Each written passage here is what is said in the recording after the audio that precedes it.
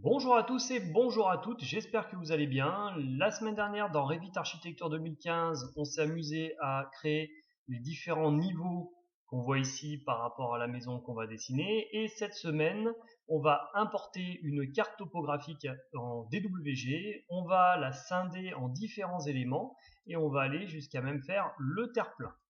Voilà. Et ben c'est parti.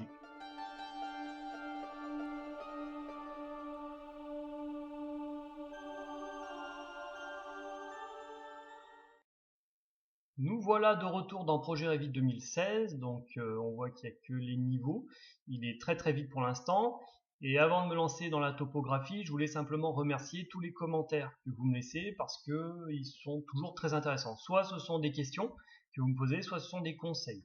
Et aujourd'hui, je voulais remercier Athos Proust parce qu'il m'a laissé justement des conseils sur la vidéo précédente, notamment sur l'arborescence, en me disant, bah voilà, moi ce que je fais, je range mon arborescence en mettant un chiffre devant chaque plan d'étage. Donc c'est-à-dire que si là votre arborescence ne vous plaît pas, en effet, vous pouvez tout à fait renommer, mettre un numéro devant, par exemple 01, ok, et continuer comme ça, et ainsi vous allez pouvoir ranger tous vos niveaux comme vous l'entendez, du plus haut par exemple au plus bas. Donc ça c'est un très bon conseil. Moi j'ai l'habitude de faire ça comme ça, du coup maintenant je suis plus perdu, mais c'est vrai que si vous êtes un peu perdu dans les plans d'étage, autant les ranger par niveau, c'est beaucoup plus sympa. Un autre conseil qu'il m'a donné, c'est que si vous faites clic droit sur la vue, vous avez organisation de l'arborescence qui vous permet en fait de créer par exemple une arborescence ELEC où là justement vous allez pouvoir filtrer les disciplines, les familles que vous voulez pas et regrouper et trier comme vous l'entendez toute votre arborescence. Le but en fait étant que quand vous choisissez l'arborescence électre, à ce moment-là, vous n'aurez que ce qui est intéressant pour l'électricité. Et donc ça marche avec à peu près tout ce que vous voulez. Moi je l'utilise pas parce qu'en fait je ne fais que de l'architectural, mais si vous êtes comme ça sur plusieurs thèmes particuliers en même temps, ça peut être sympa pour pouvoir ranger l'arborescence. Accessoirement, si vous voulez supprimer une arborescence, ok, et là il me dit je peux pas. Pourquoi? Parce qu'il faut bien avoir désélectionné avant l'arborescence que vous voulez supprimer. Voilà, ça c'est un petit détail intéressant. Appliquer OK. Voilà, donc merci encore à Athos Proust qui a sa chaîne si ça vous intéresse. Et merci à tous ceux qui me laissent des commentaires, n'hésitez pas, ça fait toujours plaisir. Maintenant, on va se lancer donc dans la topographie, comment j'intègre une carte topographique et puis surtout d'où est-ce que je peux la récupérer.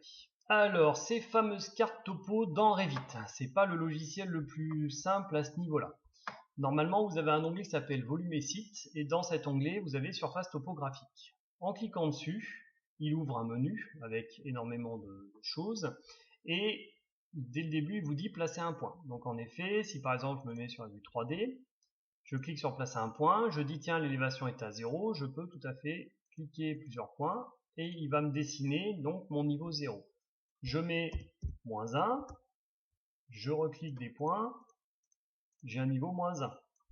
Niveau -2, je recommence. Donc là, si vous voulez vous créer un terrain de A à Z, un petit peu à votre convenance, vous pouvez tout à fait faire ça. Je valide. Et donc là, on voit que j'ai un niveau 0, -1, -2. D'accord? Donc on voit que ça peut donner ça. Maintenant, vous pouvez aussi, tout à fait, par exemple, aller sur Géoportail, récupérer l'endroit que vous voulez, donc avec les cartes IGN et donc les différentes courbes de niveau. Géoportail est un très bon site pour tout ce qui est cartes, mesures, altimétrie, etc. Donc je vous le conseille.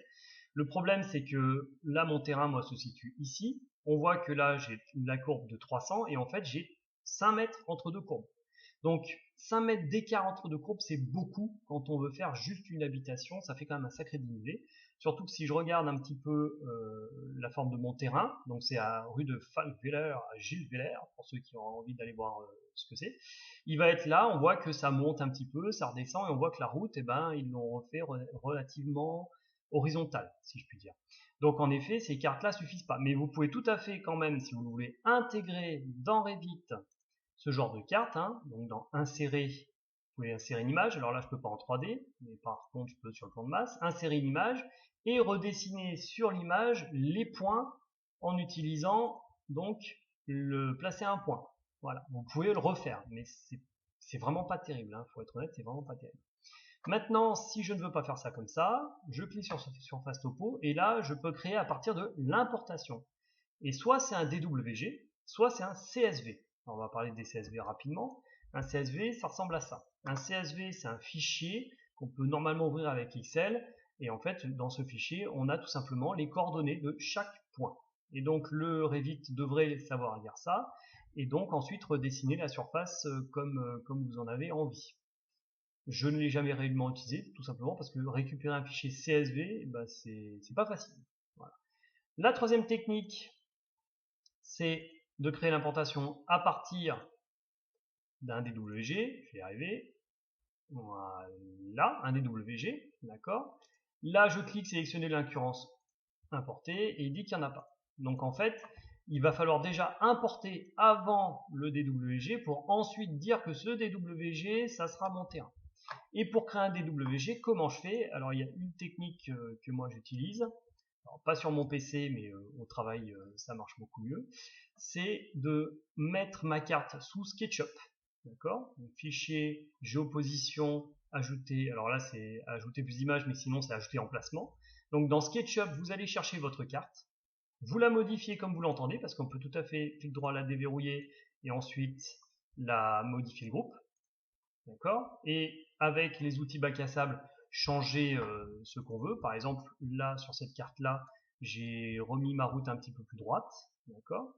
Et ensuite, quand on a fait ça, on peut sauvegarder en exporter en modèle 3D DWG. Là, je peux plus le faire parce que c'est le SketchUp Pro qui le fait. Voilà. Sachant que vous avez quand même, je crois, 28 jours gratuits de SketchUp Pro. Donc, si vous voulez simplement faire ça sur une carte, voilà. Donc, en effet, on l'exporte de SketchUp dans Revit en DWG. D'accord? Si on a le modèle Pro. Sinon, on peut essayer de l'enregistrer sous SketchUp. D'accord, 2016 ou une version antérieure. Le problème, c'est qu'on va le faire et vous allez voir que ça marche pas. J'ai vu des vidéos où il y a des gens chez qui ça marche, mais en tout cas chez moi ça ne marche pas. Donc, imaginons j'ai sauvegardé en SketchUp 8, 16 et en DWG. Et donc je vais, voilà, oui, je vais donc importer, insérer, importer un CAO.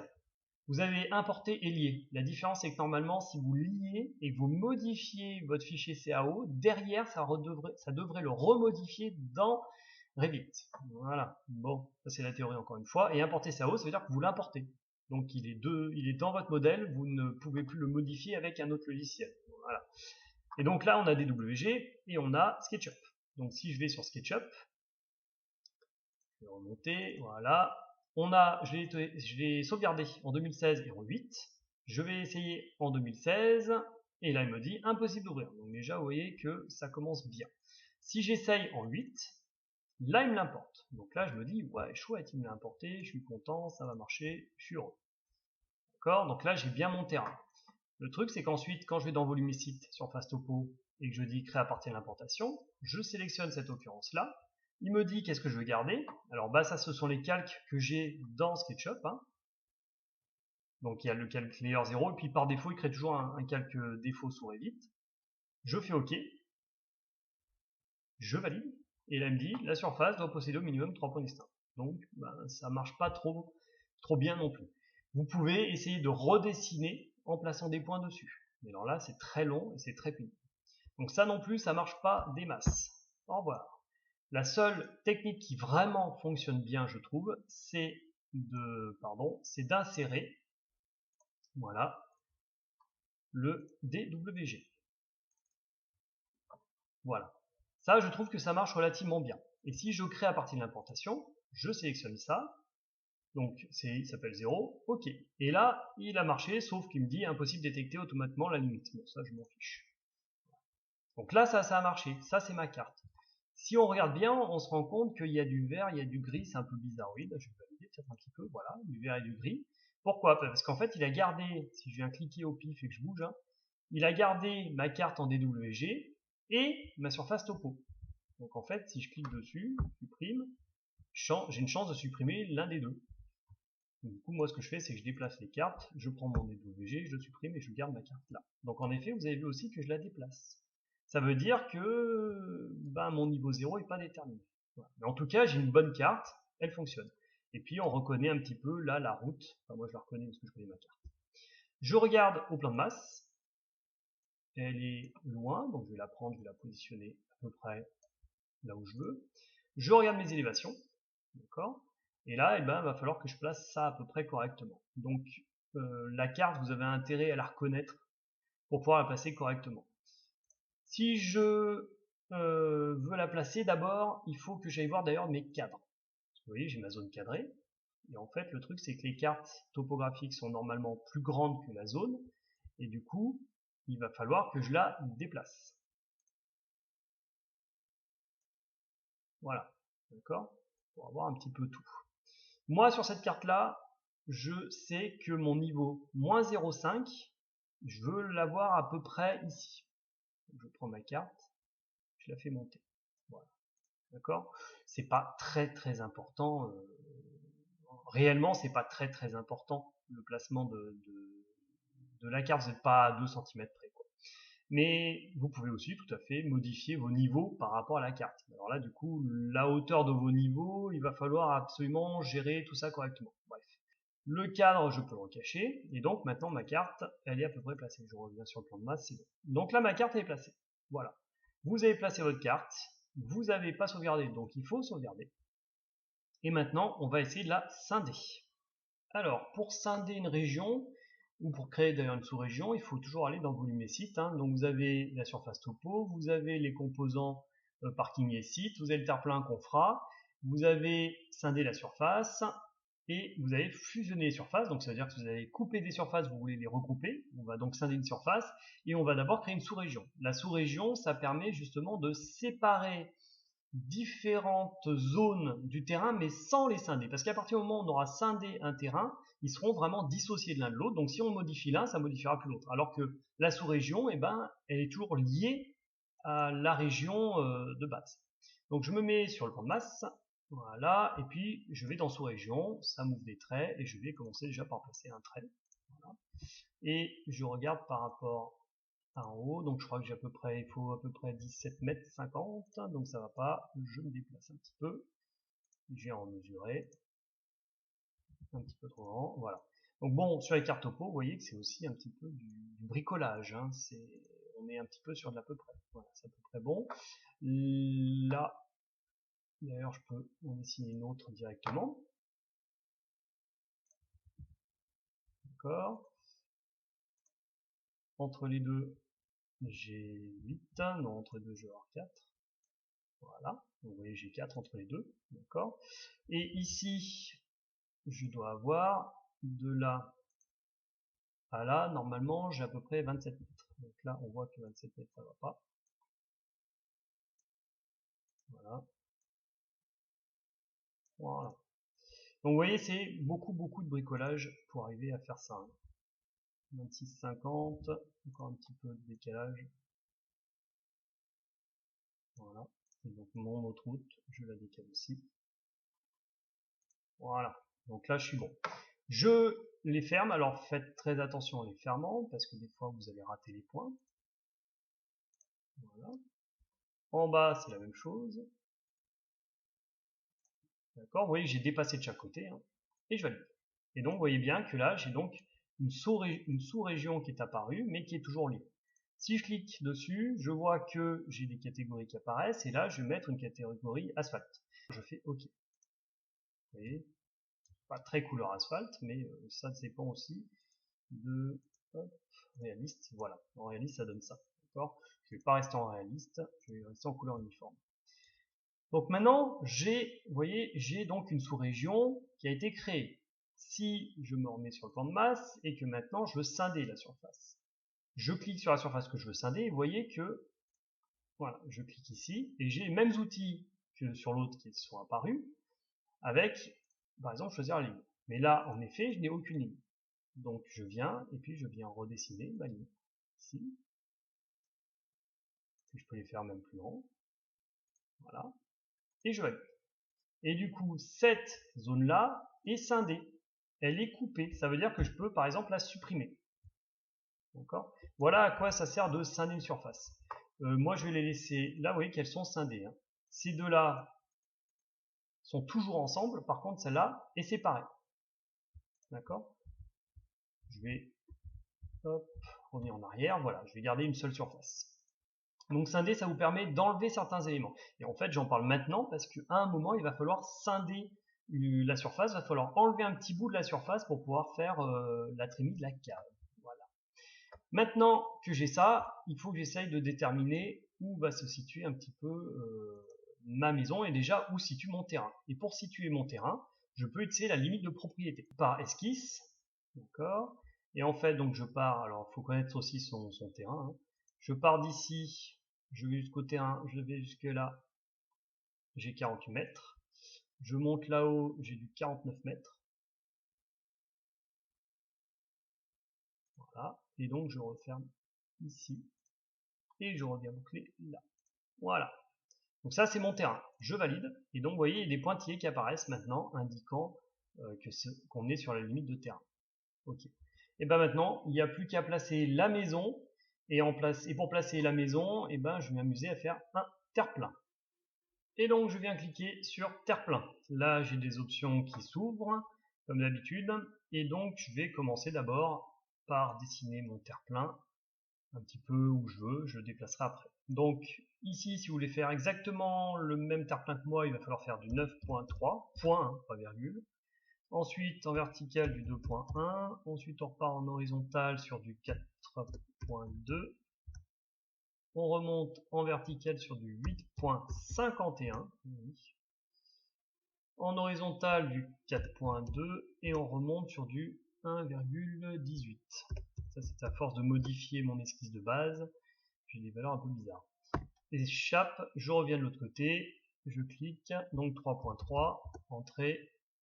Là on a du 1.3, c'est vraiment un décalage très petit, 7.5 en l'air, 3.6 à l'horizontale et je remonte de 0.99. Voilà.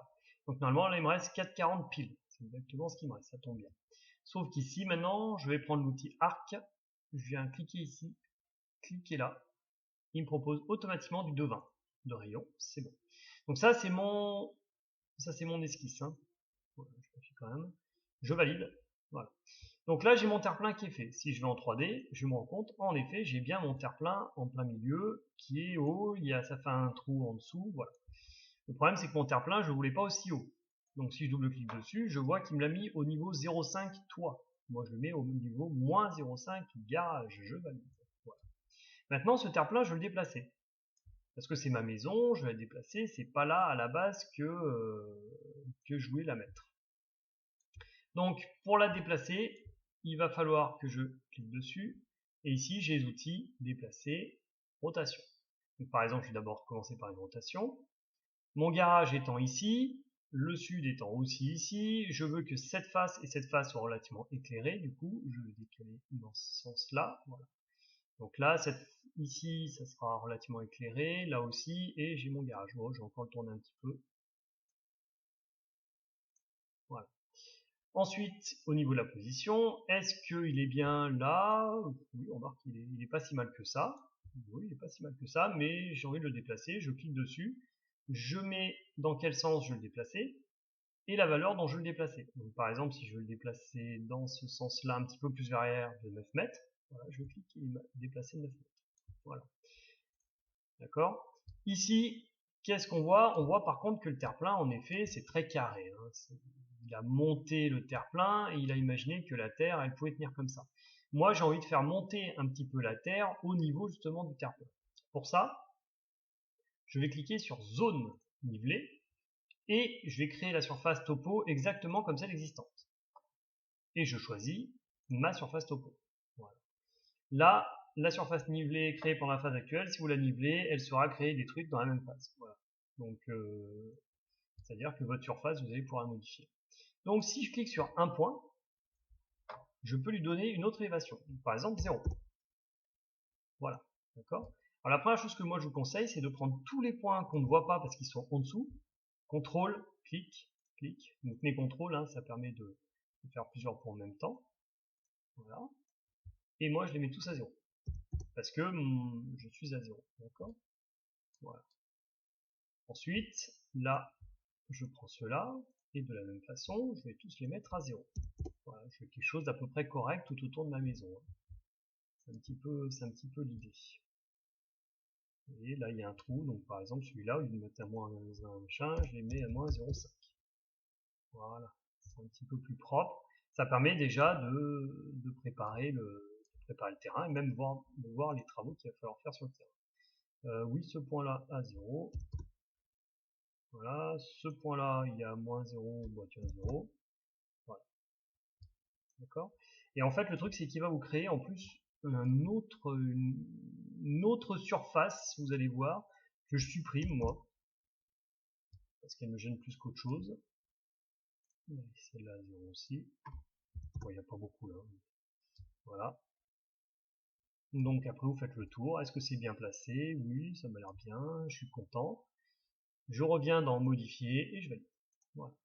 D'accord. Et en effet, vous voyez qu'il y a une autre zone qui s'est créée là. D'accord. On a cette zone là et on a cette zone là. Alors pour la sélectionner, des fois c'est pas toujours évident. Parce que cette zone là justement, voilà, j'ai réussi à la cliquer, elle est devenue grise, super. Voilà, moi je la vire à chaque fois. Je sais pas si c'est une bonne idée, mais ça ne m'a jamais posé problème. Voilà, ah, tiens, j'ai cette zone là qui a perdu sa couleur. Donc je reviens là. Asphalte, bitume, ok. Voilà. Donc, on a réussi à intégrer une carte en DWG, on a réussi à créer des zones et on a réussi à créer un terre-plat. Vous allez voir qu'on va scinder cette zone pour plus tard dans la vidéo quand on va faire les trémies. Donc les escaliers de trémies, il va falloir qu'on fasse un trou pour laisser passer justement la trémie qui va à la cave. Donc voilà pour ça. Vous voyez que c'est un peu du bricolage sous Revit Architecture. En tout cas, on arrive à faire des choses. Et la semaine prochaine, enfin la semaine prochaine, plutôt la prochaine vidéo, on va s'amuser à faire un petit peu le niveau moins 0,5 du garage, c'est-à-dire le demi-niveau du garage, où on va faire les murs étagés et les murs tout autour de la maison du rez-de-chaussée. Voilà. Je vous souhaite une bonne continuation, une bonne soirée et à bientôt.